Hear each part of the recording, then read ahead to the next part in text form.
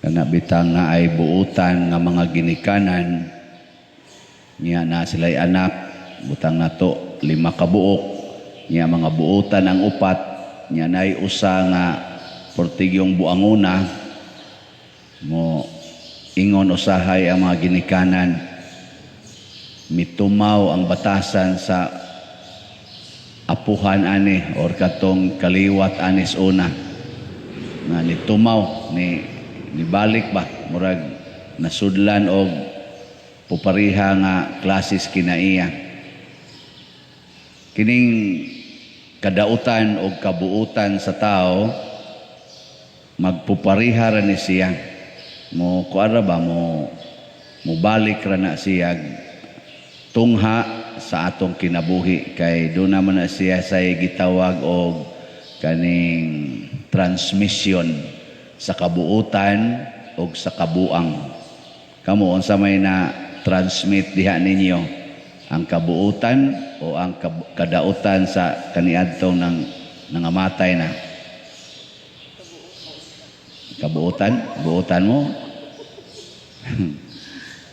na may daghan sa una nga magsigig simba pero kusog kay mamalikas na may mga simba sa una nangamatay naman to sila nga igihan sa kay mga yuta mga daw kay tanan magtinigbasay gud to sa una tungod ng utlanan si yuta nya wa nay ni tumaw karon sa mga buhi pa nya magsigig yapog simba na magsigig wali nga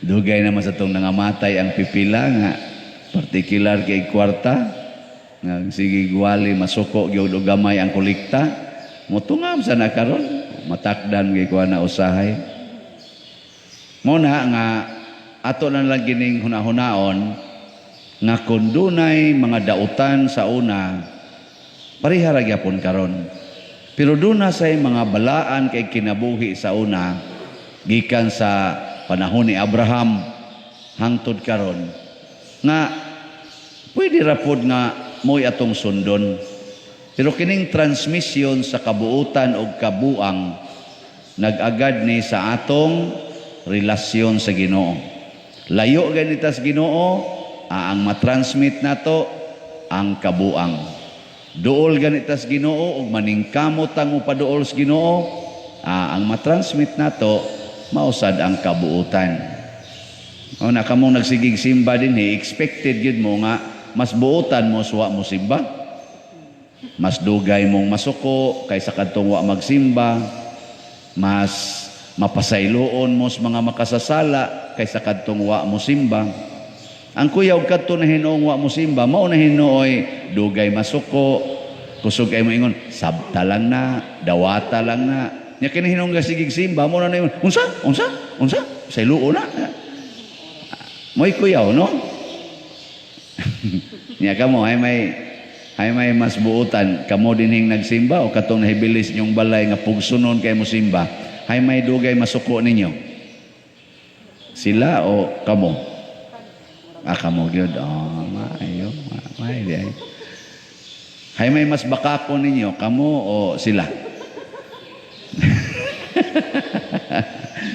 na bantayan ni nato si Padre Pio Pietrelcina o sa kuaman ni siya Pietrelcina iya maning lugar kaning naapo dito'y mga buangon naasa dito'y mga buutan siya ning iyang gisuwayan og imitate si Saint Francis of Assisi si Saint Francis na well known naman gid siya sa iyang kabuutan moto ni sud siya sa order ni Saint Francis mga Capuchin nya iya yung gipaningkamutag suod yung maayo ang kinabuhi ni Saint Francis padong magyos Ginoo di purti niyang suoras Ginoo nangandoy naman siya nga makatilaw sa kasakit sad nga giagian ni Saint Francis kay kadto si Saint Francis nagstigmata man pud to nanggawas man pud tong dugo nga ni siyang kamot sa iyang tiil si Padre Pio na nakuanan po siya. Unang iyang kamot sa una, iyang gibugkusan kay magsigi mag-agas ang dugo. Nya sakit kay itos tanan, sig agas. Iyang tiil, dugay sa to niyang antos ato. Pero nangandoy siya ato, lipay kay siya ato basta muatake na tong kasakit ato. Kay ang kasakit naman ni Kristo mo iyang pangandoy. Kani bitang mag-anam tagka suod sa Ginoo, mangandoy sad tang muambit siyang kasakit. Ganahan kay ta masakitan. Kamuron nagampo mo sa Ginoo nga tagai taong kog kasakit, Lord. Ana? Ug wa mo mangandoy di pa mo buotan. Di pa sad mo suod sa Ginoo. Kay kanang suod sa Ginoo mangandoy gina nga masakitan. Santa Rita o Cassia. Kung magyapon na siya kana ganing buotan kaayo nga pagkaasawa. Ang iya gyapon gipangandoy ang kasakit sa Ginoo. Tagai kong kasakit, Lord we. Gawas deng dugo diri siyang may agtang, porting sa kitab, ligid-ligid gud siya sa salog inigampo niya mo atake na to kay perting kana bitang murag mabuak imong nang pertig yung sakita ba stigmata gyapon to siya usa sa mga tunok nga nidot sa ni Hesus gipaambit ngadto ni Santa Rita Cassia.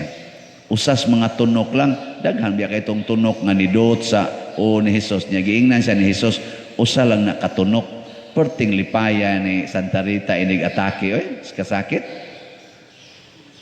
Pangayo ko numeros Ginoo basin og kadtong nalungag ang kilid ni Hesus basig mo ihatag ninyo. Okay mo ana? Oy kita magsigig simba magsigig hangyo Ginoo in taon wag tanga in taon ning kasakit Ginoo wag tanga in taon ning kasakit mo giato dayon. Mura bag bahala na ka diha Lord gisakitan ka ako ayaw lang tagay lang kog kalipay. Di taganhang mo ambit ba? Mo na diri sa unang pagbasa, giingna ni propeta Hageo ang mga tao. Unsa? Di mo magtukod og balay sa Ginoo, nga ang Ginoo porting di alang ya apostolda, nya kamo dia gapuyo na mo nindot kayo nga mga balay. Di gyapon mo ganahang mo ambit sa Ginoo. Unaha ang Ginoo pagbutang og kanang nindot murabag kung nangandoy ta nga munindot ang atong kinabuhi, mangandoy sa ta nga ang balay sa Ginoo munindot, ang simbahan sa Ginoo munindot. Nya unsa may simbahan sa Ginoo? Kani lugar nga simbahanan, mao ni ang unang simbahan sa Ginoo. Ikaduhang simbahan sa Ginoo, ang katawhan nga manimba, pasabot ang katawhan sa Dios, ang tibuok katawhan. Una atong karon gipaningkamutan nato dinhi sa atong simple nga parokya, gamay ra man kining atong lugar simbahanan. Pero cute ba ya? No. Awa mo ganahi aning atong simbahan. Cute ba kanang gamay pero nindot sa siya tanawon. Nya kisa may naghaguan kitang tanan atong gihaguan. Ambot ni apil mo.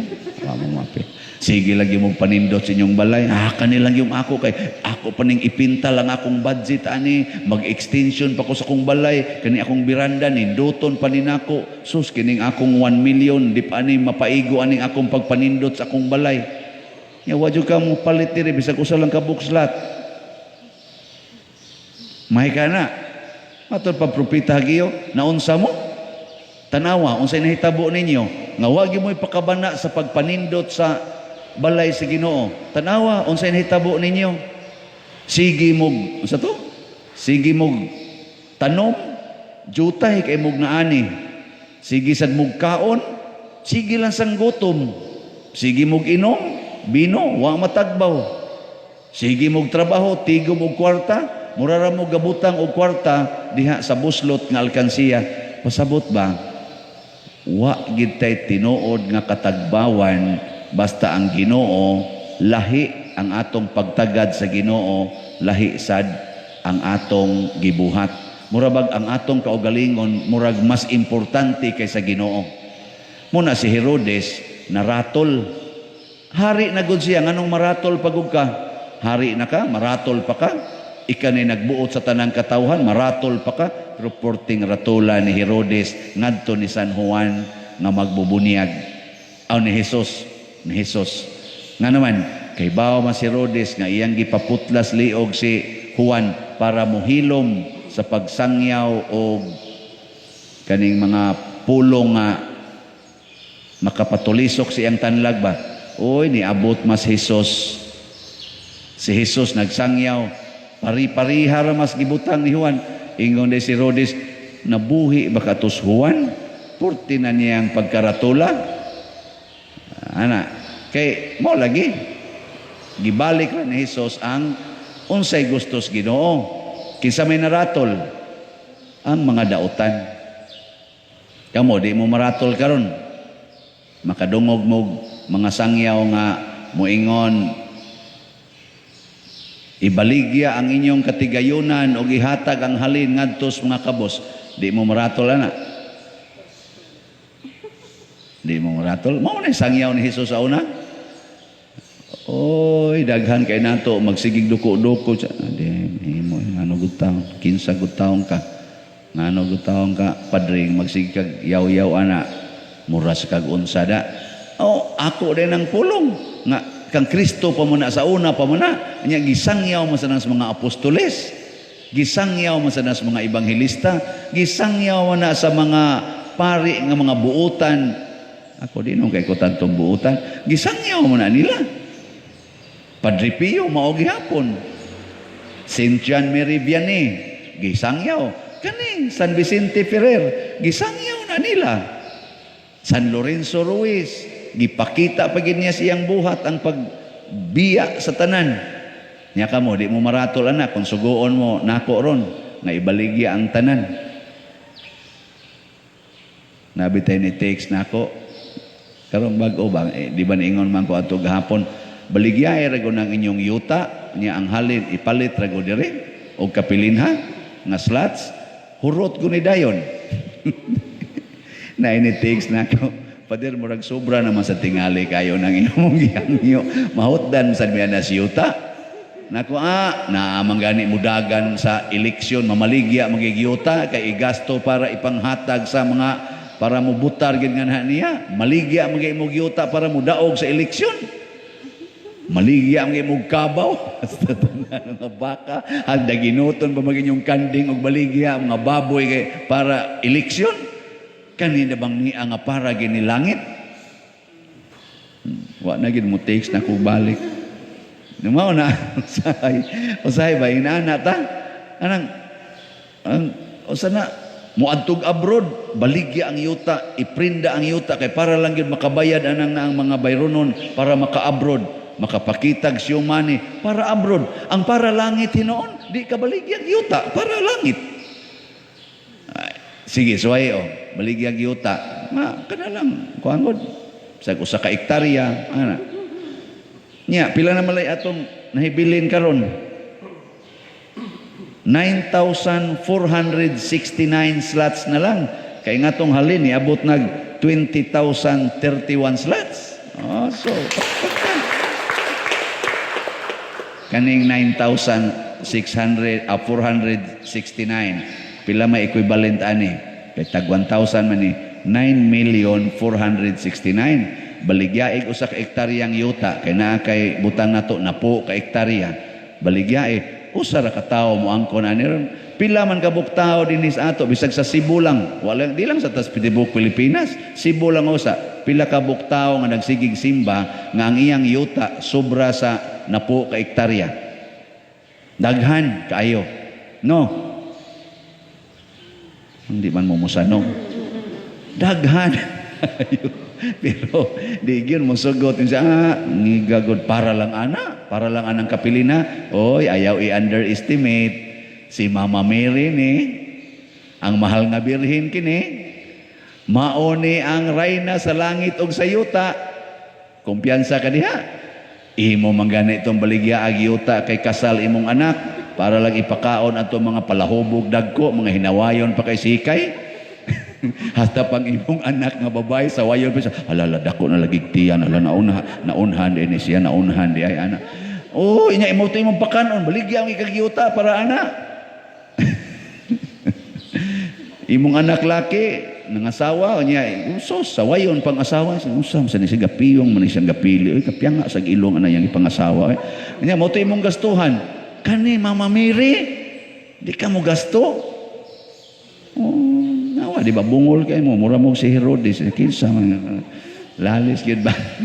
Mao na si Jesus diri sa atong ebanghelyo midisturbo sa mga tao nga kalibutanon o kasing-kasing kay ngano man ang pamaagi ni Jesus, ang pamaagi sa mga santos sukwahi kaayo aning kalibutana. Apan dunay daghan nga misunod kaniya, hinaot unta na apil na gid ta ani. Og tungod ni ana matod pa sa atong tubag sa Salmo, ang Ginoo nalipay kaayo sa iyang lungsod. Hinaot unta nga naapil ta sa lungsod sa Ginoo, di nalipay siya. Kanir bang Ginoo mga igsoon, kung maoy malipay ang tao nga iyang gikalipayan, lipayon sa niyag maayo. Ang kasakit nga giantos ni Padre Pio Pietrelcina nahimong tuburan sa way sukod niyang kalipay samtang nagantos siya. Ang kasakit nga giatubang giantos ato nila ni Santa Rita, nilang Mother Teresa, nila ni San Vicente Ferrer, daghan man sa nilang mga kasakit nga giagian, nahimo na Hinoong automatic kalipay nila. Kaya nga naman ang ilang kinaiya ni Jesus na higugmas kasakit. Ang Ginoo mo'y ilang gihuna-huna. Suway na ninyo iniguli sa inyo, pangita mo kasakit. Nato ba iniguli sa inyo? Diba, igtanaw pa lang nimo sa imong silingan sa iyang naong, sakitan na ka. Kaya sige, naglibak nimo. Pero sa una mo ingo ka, nanasaling animal ay nganong buhi pa man yung buang-buang. Ana ka. Pero karon iniguli nimo, ug mangita kag kasakit, Lord, moambit unta ko sa imong kasakit. Iguli nimo ka, kani Lord, mauna ni ang instrumento makaambit ko. Salamat kay Lord nga buhi pa ni siya. O ana, di ba? Tato na sa nagatabi na sa mga animal. Nagtabi na sa ako na sa giistoryahan ana ron. Ako na sa gidaot ana. No, naana ba? Pero malipayo na ka. Salamat na naana sila, Lord. Igtanaw nimo sa imong anak nga kusog ang musuyop. Ana, naana sa Lord ni mata na sa mata murag yung flashlight. Ana. Pero mao gini Lord ang akong tuburan sa kalipay. No? Mo uli sang imong bana nga gikas iyang kabit siya. Nasa ilahin Lord ay sus daghanan ako grasya aning balaya Lord. Langit yung ko ani. O di ba? Magsige na kagdayeg sa Ginoo. Kaysa magsikag reklamo, ngano man Lord, sikog ampo o man ni siya mausab, ngano man ni akong anak mo bisyo malangyapon, ngano man ni akong bana di man yung kabiyaan ng iyang bisyo. Sige kag mahay sa Ginoo, sige kag mahay. Patay ka diyan. Yung Ginoo. Mo na ingong propeta Hageo. Nganong magsige mamog panindot sa inyong kinabuhi niya ang Ginoo di ay unsa mayang giagian. Matod pa ni Mother Teresa of Calcutta, kung kita mahiusan na sa kasakit ni Kristo, magsigi na tag-ambit sa kasakit usab sa atong isig katao, labi na gyud sa labing ubos sa tanan, the poorest of the poor. Muna si Mother Teresa, ang pag-ambit niya sa kasakit ni Kristo iyang gigamit ngadtos mga taong naghigda kilid sa karsada, gipangud ng lawas, iyang atimanon, baho kaayo, hugaw kaayo, iyang atimanon. Nga naman, muambit ko sa kasakit ni Kristo. Gani nganlan pa niya Kristo, katubang masakiton, iyang nganlag Kristo, niya mangumpisal man gid siya, murag once a week man ito siya mangumpisal, na magi panahon nga wagi pari sa iya bang matuan mawagi pari adto siya mo kumpisal atong pinaka uyamot nga iyang giatiman. Gunit siya stiil iyang isipon na si Kristo crucified, nga nagunit siya stiil, Lord, mao ni ako mga sala. Adto siya mo kumpisal atong tao nga hapit ng matay. Tutok pa muna ako.